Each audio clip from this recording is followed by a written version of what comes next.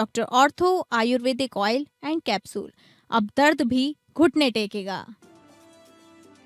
CM योगी की cabinet बैठक में 2 दर्जन से ज्यादा अहम प्रस्तावों पर लगी मोहर। 10 लाख से अधिक कर्मचारियों के लिए कैशलेस इलाज। माध्यमिक और प्राइमरी स्कूलों के शिक्षक और कर्मचारी को फायदा। दावोस और यूके की यात्रा से लौटे मुख्यमंत्री हेमंत सोरेन। रांची एयरपोर्ट पर सीएम और उनकी पत्नी का हुआ भव्य स्वागत। विदेश यात्रा के दौरान झारखंड की बातें वैश्विक स्तर पर रखी। रायपुर में मुख्यमंत्री विष्णुदेव साय ने 255 करोड़ रुपए के पुलिस आवासीय भवनों, थाना भवनों और 8 नए साइबर थानों का किया लोकार्पण। कहा, बेहतर आवास सुविधा से मजबूत होगी कानून व्यवस्था। बारामती में अजित पवार पंच हुए तंत्र में विलीन। राजकीय सम्मान के साथ हुआ अंतिम संस्कार। 3 दिन का राजकीय शोक घोषित।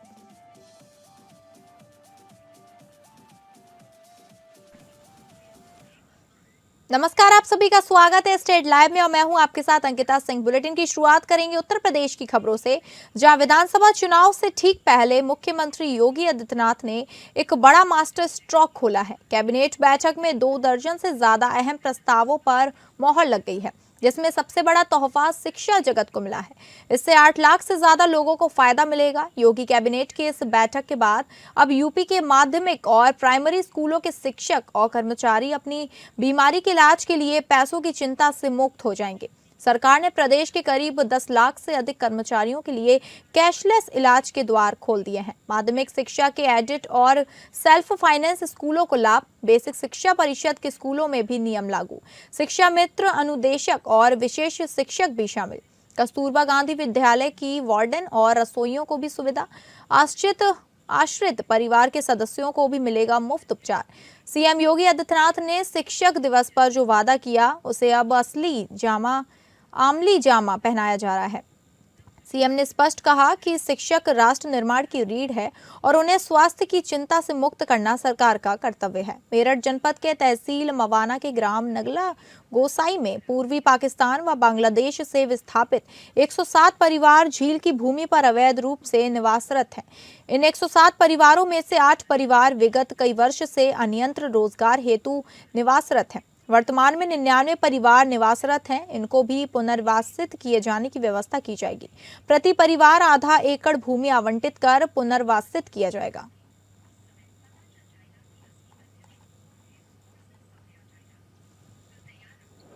जो शिक्षा विभाग से खासतौर पे माध्यमिक शिक्षा और बेसिक शिक्षा से जुड़े हमारे जो कर्मचारी गण हैं,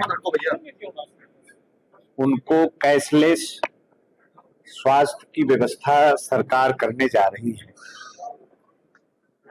और निश्चित तौर पर ये बड़ा फैसला है।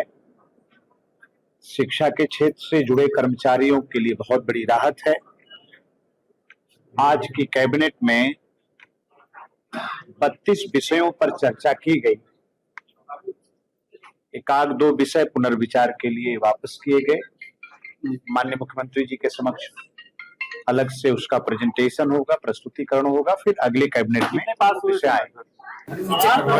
आज कैबिनेट की बैठक हुई, क्या कुछ प्रस्ताव पास हुआ है? कई विशेष प्रस्ताव है। हमारे जो शिक्षक चाहे माध्यमिक हो चाहे उनके कैशलेस चिकित्सा की व्यवस्था और सभी उसमें कर्मचारी यहाँ तक कि रसोईया तक को भी लिया गया कि उनकी चिकित्सा की व्यवस्था कैशलेस किया जाए।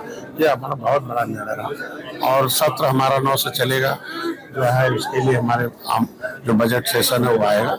माध्यमिक विद्यालयों में मानदेय पर कार्यरत व्यावसायिक शिक्षा के विषय विशेषज्ञों को स्वास्थ्य एवं सुरक्षा के दृष्टिगत उक्त शिक्षकों एवं उनके आश्रित परिवार के सदस्यों को सरकारी चिकित्सालयों के अलावा निजी चिकित्सालयों में भी आईपीडी अंतर्रोगी विभाग उपचार की कैशलेस सुविधा की अनुमान्यता प्रदान की गई है। गोसाई में पूर्वी पाकिस्तान बांग्लादेश से विस्थापित 107 परिवार झील की भूमि पर अवैध रूप से निवासरत हैं। इन 107 परिवारों में से 8 परिवार विगत कई वर्षों में अन्यत्र रोजगार हेतु निवासरत हैं। वर्तमान में जनपद मेरठ की तहसील मवाना के ग्राम नगला गोसाई में 99 परिवार निवासरत हैं। इनको भी पुनर्वासित करने का जो है व्यवस्था की जा रही है। 30 दिसंबर से मुसाफिर खाना तहसील में अधिवक्ताओं की हड़ताल लगातार जारी है। अधिवक्ताओं ने उप जिलाधिकारी मुसाफिर खाना अभिनव कन्नौजिया पर भ्रष्टाचार के गंभीर आरोप लगाते हुए न्यायालयीय कार्यों का पूर्ण बहिष्कार कर रखा है। अधिवक्ताओं का आरोप है कि एसडीएम द्वारा पैसे लेकर आदेश पारित किए जाते हैं, जिससे न्यायिक प्रक्रिया की निष्पक्षता पर प्रश्न चिन्ह लग गया है। आंदोलन के क्रम में अधिवक्ताओं ने कलेक्ट्रेट परिसर पहुंचकर जिलाधिकारी अमेठी को 22 सूत्रीय ज्ञापन सौंपा था। इसके अलावा एसडीएम के विरोध में आयोजित महापंचायत में कई जनपदों के अधिवक्ताओं ने समर्थन देकर आंदोलन को मजबूती प्रदान की। अधिवक्ताओं ने ऐलान किया कि 30 जनवरी से शासकीय व सरकारी कार्यों का भी पूर्ण बहिष्कार किया जाएगा। अधिवक्ताओं का कहना है कि जब तक निष्पक्ष जांच कर दोषियों पर कार्रवाई नहीं होती, तब तक आंदोलन और तेज किया जाएगा।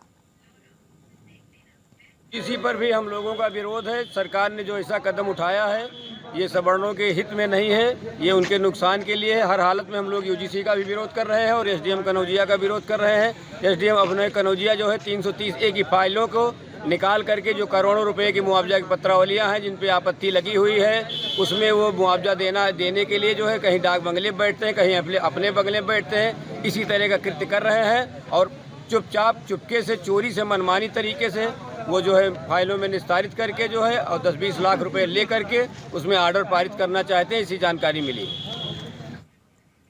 उत्तर प्रदेश के मैनपुरी जनपद स्थित महाराजा तेज सिंह जिला अस्पताल से स्वास्थ्य व्यवस्था की एक बेहद चिंताजनक तस्वीर सामने आई है।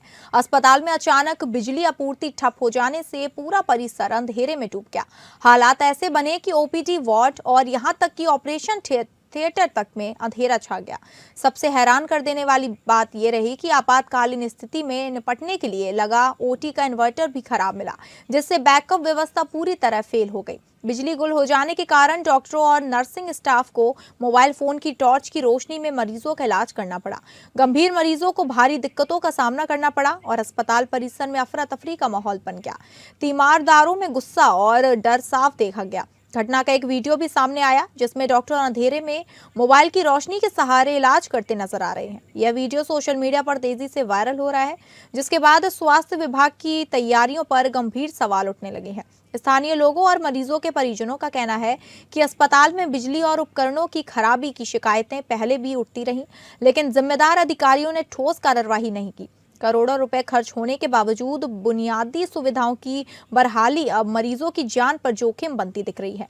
ऐसे में सवाल यही है कि इस घटना के बाद जिम्मेदारों पर क्या कार्रवाई होगी और जिला अस्पताल की बिजली व बैकअप व्यवस्था कब तक दुरुस्त की जाएगी।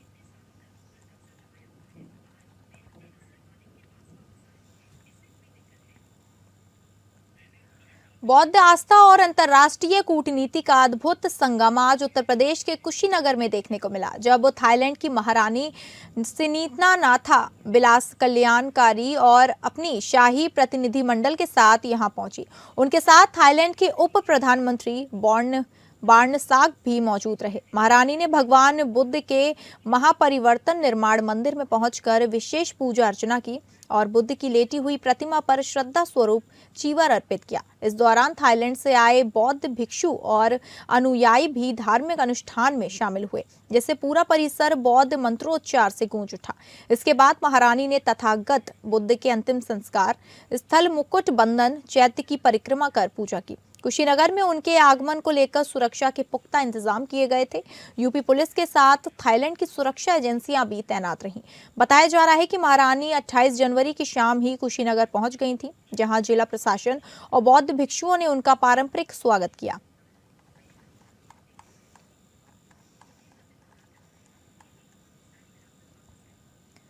अब बात करेंगे झारखंड की खबरों की, जहां विदेश दौरे से 12 दिन बाद झारखंड के मुख्यमंत्री हेमंत सोरेन रांची लौट आए हैं। इस यात्रा के दौरान मुख्यमंत्री के नेतृत्व में राज्य सरकार ने पहली बार वैश्विक मंच पर झारखंड की उपस्थिति दर्ज कराई। उन्होंने राज्य में उद्योग और निवेश के नए अवसरों को बढ़ावा देने की भी दिशा में महत्वपूर्ण पहल की। मुख्यमंत्री हेमंत सोरेन ने इस यात्रा के अनुभव को सोशल मीडिया के माध्यम से साझा किया और राज्य की संभावनाओं को दुनिया के सामने रखा। उनके नेतृत्व में किए गए प्रयासों को निवेशकों और उद्योग जगत में सकारात्मक रूप से देखा जा रहा है। रांची एयरपोर्ट पर सीएम का स्वागत उनकी पत्नी कल्पना सोरेन, मंत्री दीपिका पांडे सिंह और सांसद महुआ मांझी ने किया। इस दौरान मुख्यमंत्री ने पत्रकारों से भी विशेष बातचीत की और यात्रा के दौरान हुए अनुभव और भविष्य की योजनाओं पर चर्चा की।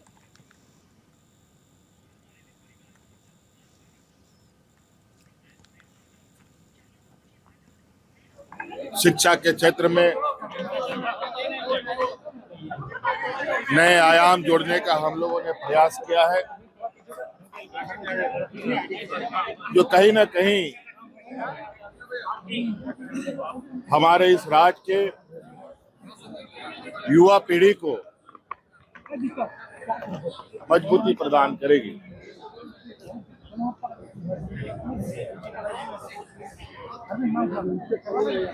बहुत सारे संभावनाएं हैं,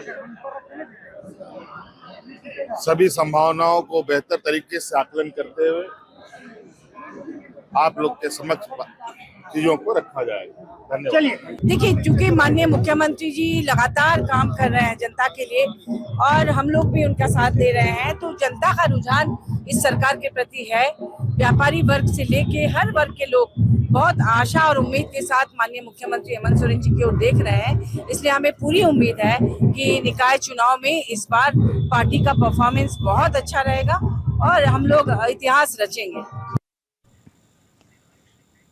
नगर पालिका निर्वाचन 2026 के सफल, निष्पक्ष और शांतिपूर्ण संपादन के लिए रांची में समाहरणालय स्थित सभागार में जिला निर्वाचन पदाधिकारी सह उपायुक्त मंजूनाथ भजंत्री की अध्यक्षता में महत्वपूर्ण बैठक आयोजित की गई। बैठक में पुलिस और प्रशासनिक अधिकारियों की एक बड़ी टीम शामिल हुई, जिसमें नगर व ग्रामीण पुलिस, उप प्रशासक, रांची नगर निगम और अनुमंडल पदाधिकारी मौजूद थे।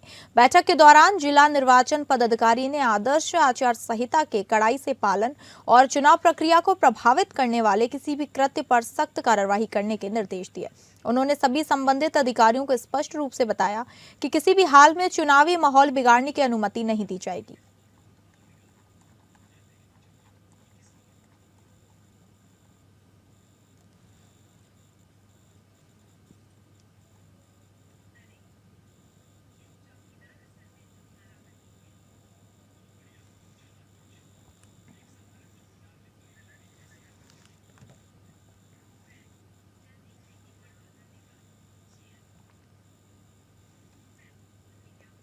रांची के उपायुक्त सह जिला दंडाधिकारी मंजूनाथ भजंत्री की अध्यक्षता में आंगनबाड़ी केंद्रों के माध्यम से संचालित विभिन्न गतिविधियों को लेकर एक बैठक संपन्न हुई, जिसमें टीकाकरण, FRS, APAR, IT आदि के प्रतिवेदन को पोषण ट्रैकर ऐप पर नियमित रूप से अपलोड करने के संबंध में चर्चा की गई।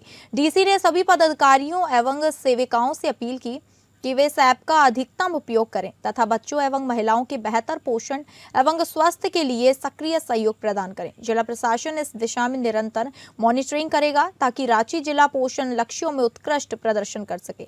संतोषप्रद नहीं पाए जाने पर बाल विकास परियोजना पदाधिकारी एवं महिला पर्यवेक्षिकाओं द्वारा बताया गया पोषण ट्रैकर ऐप पर एंट्री का उचित प्रशिक्षण नहीं होने के कारण यह समस्या उत्पन्न हुई है। मंजूनाथ भजंत्री के निर्देश अनुसार जिले में पोषण टैंकर ऐप पर डेटा एंट्री एवं उपयोग के संबंध में विशेष प्रशिक्षण कार्यक्रम आयोजित किया जा रहा है।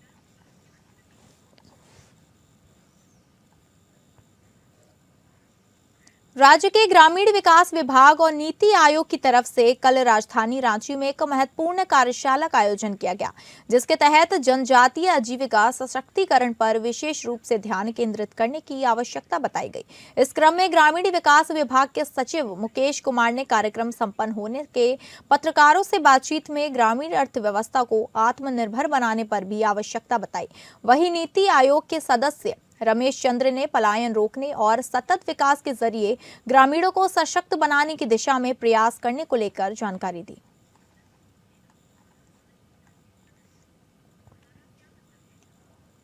राज्य में नगर निकाय चुनाव को लेकर आधिकारिक घोषणा किए जाने के बाद रांची जिला प्रशासन द्वारा प्रशासनिक कार्यवाही की तैयारियां भी शुरू कर दी गई हैं।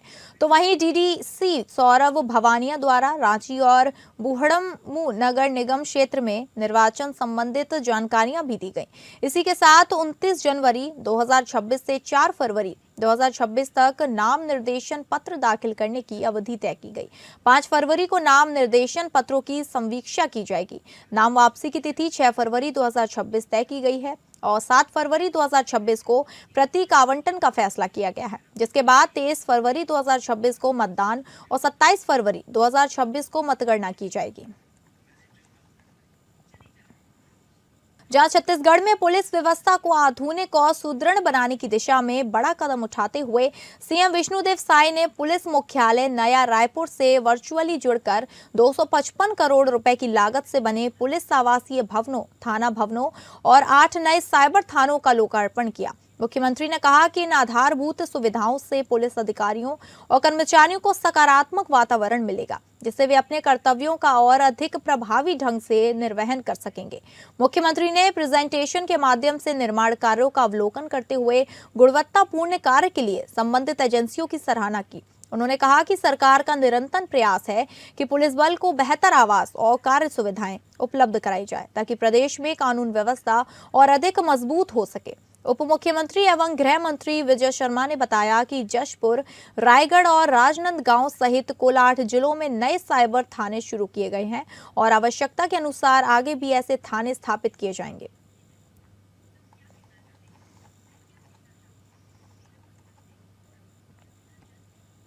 भारतीय विपणन विकास केंद्र द्वारा आयोजित स्वदेशी मेले के समापन समारोह में छत्तीसगढ़ के उप मुख्यमंत्री अरुण साव मुख्य अतिथि के रूप में शामिल हुए। स्टेट हाई स्कूल मैदान में आयोजित कार्यक्रम में पहुंचने पर आयोजित समिति के सदस्यों और भाजपा कार्यकर्ताओं ने उनका जोशीला स्वागत किया।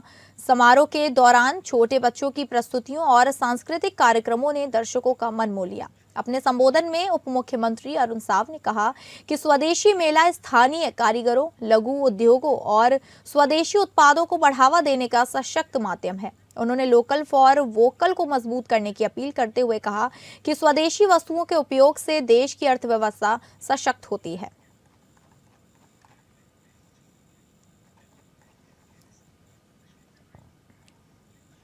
छत्तीसगढ़ के सूरजपुर जिले के आकांक्षीय ब्लॉक प्रतापपुर में नीति आयोग के संपूर्ण अभियान 2.0 की औपचारिक शुरुआत हो गई है।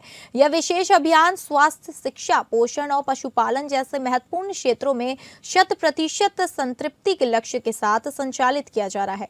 कार्यक्रम में विधायक शकुंतला सिंह पोर्ते, जिला पंचायत अध्यक्ष चंद्रमणि देवपाल सिंह पैकरस सहित जनप्रतिनिधि और प्रशासनिक अधिकारी उपस्थित रहे।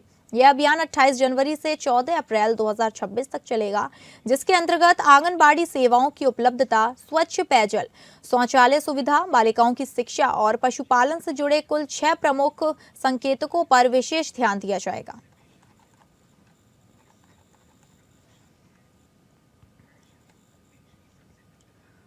साइबर अपराधों पर प्रभावी नियंत्रण और आम नागरिकों को त्वरित न्याय दिलाने की दिशा में छत्तीसगढ़ सरकार ने बड़ा कदम उठाया है। सीएम विष्णुदेव साय ने पुलिस मुख्यालय नया रायपुर से प्रदेश के 8 नए साइबर पुलिस थानों का वर्चुअल उद्घाटन किया, जिनमें रायगढ़ जिला भी शामिल है। इस दौरान पुलिस हाउसिंग बोर्ड के अंतर्गत विभिन्न महत्वपूर्ण निर्माण कार्यों का भी वर्चुअल लोकार्पण किया गया। एसएसपी शशि मोहन सिंह ने बताया कि पहले से संचालित साइबर सेल को उन्नत कर पूर्ण साइबर थाना बनाया गया है। थाना प्रभारी के रूप में निरीक्षक नासिर खान सहित 16 प्रतिष्ठित स्टाफ की तैनाती की गई है।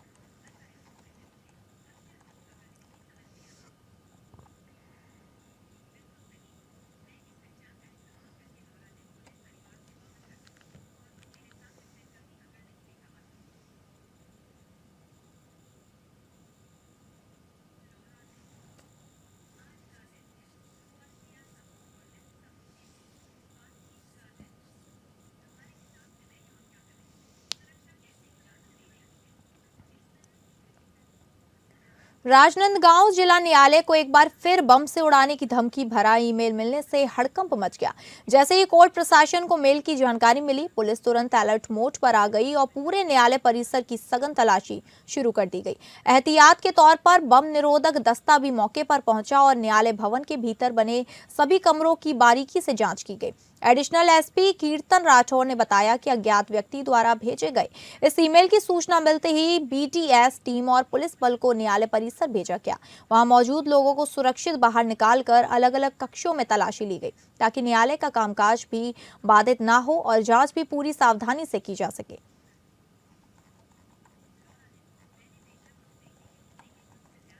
वहीं पुलिस के अनुसार अब तक किसी भी प्रकार का संदिग्ध विस्फोटक पदार्थ या आपत्तिजनक वस्तु नहीं मिली है। वहीं गौरतलब है कि इससे पहले भी जिला न्यायालय को इसी तरह का धमकी भरा मेल आया था, जिसकी जांच अभी भी जारी है। इस नए मामले में भी अज्ञात आरोपियों के खिलाफ एफआईआर दर्ज कर ईमेल के स्रोत की पड़ताल शुरू कर दी गई है।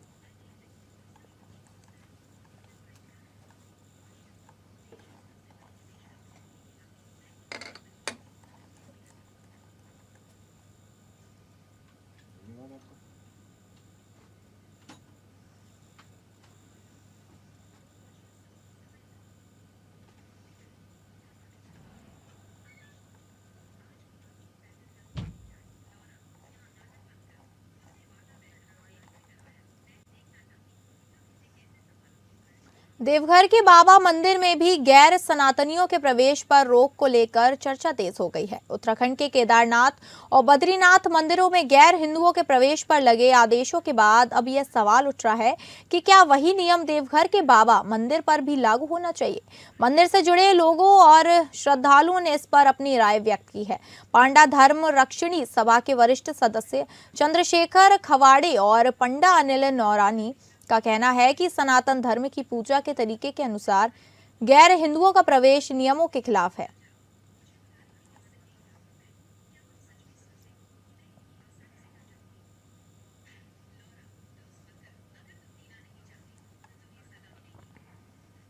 अब रुक करेंगे बिहार की खबरों की, जहां गरीबों, किसानों और मजदूरों को रोजगार की गारंटी देने के उद्देश्य से शुरू की गई विकसित भारत गारंटी रोजगार आजीविका मिशन जी-राम जी योजना को लेकर विपक्ष भ्रम फैला रहा है। यह बात बिहार सरकार के कृषि मंत्री रामकृपाल यादव ने नाथनगर प्रखंड के गौरा चौकी पंचायत में आयोजित जागरूकता अभियान के दौरान कही। उन्होंने बताया कि मनरेगा में व्याप्त भ्रष्टाचार के कारण नई योजना लाई गई है, जिसके तहत अब 125 दिन का रोजगार और अधिक मेहनताना मिलेगा। इस योजना से मजदूरों के पलायन पर भी रोक लगेगी। कृषि मंत्री ने कहा कि बिहार के हर प्रखंड में योजना को लेकर जागरूकता अभियान चलाया जा रहा है। साथ ही राज्य में कोल्ड चेन, सब्जी उत्पादन बढ़ाने और किसानों के लिए बेहतर मार्केटिंग व्यवस्था पर भी सरकार काम कर रही है। कार्यक्रम में नाथनगर विधायक मिथुन यादव, पीरपैंती विधायक मुरारी पासवान, विधान पार्षद डॉक्टर एन.के. यादव, भाजपा जिलाध्यक्ष संतोष शाह समेत बड़ी संख्या में किसान मौजूद रहे।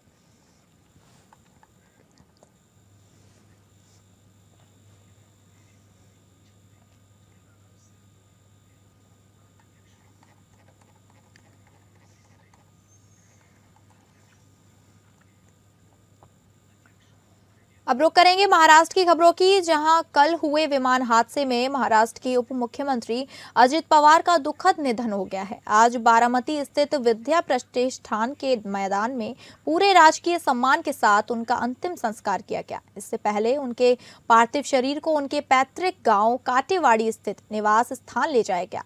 अंतिम यात्रा गादिमा सभागृह से निकाली गई और सुबह राजकीय सम्मान के साथ अंतिम संस्कार संपन्न हुआ। इस मौके पर पूरे महाराष्ट्र और देश भर से राजनीतिक हस्तियां शोक व्यक्त करने के लिए मौजूद रहीं। अंतिम संस्कार में देश के केंद्रीय गृह मंत्री अमित शाह, महाराष्ट्र के मुख्यमंत्री देवेंद्र फडणवीस, उप मुख्यमंत्री एकनाथ शिंदे सहित कई वरिष्ठ राजनीतिक नेता उपस्थित रहे। राजनीतिक और आम जनता दोनों ही अजित पवार के निधन पर गहरा शोक व्यक्त कर रहे हैं।